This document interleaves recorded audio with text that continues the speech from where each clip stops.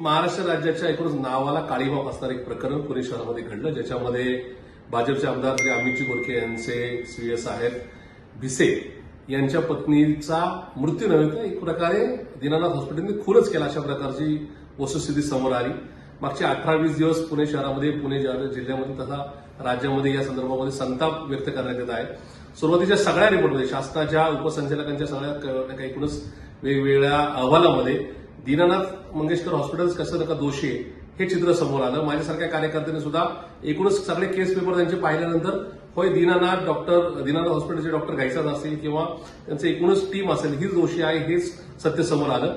पण आता ज्यांनी वेदांत अगरवाल म्हणजे पुण्यातलं पोर्शे कार प्रकरण झालं, ज्याच्यामध्ये मुलाचे नाही का रक्ताचे नमुनेच बदलले, अशा ससूर हॉस्पिटलचे डीन असतील, त्याच्याचबरोबर त्यांचे नाही का अधीक्षक असतील, ह्या सगळ्यांनी पुन्हा एकदा मागच्या 2 दिवसामध्ये जे वेगवेगळे रिपोर्ट प्रसिद्ध केले त्याच्यामध्ये दीनानाथ मंगेशकरला निर्दोष सोडण्यात आलेले आहे.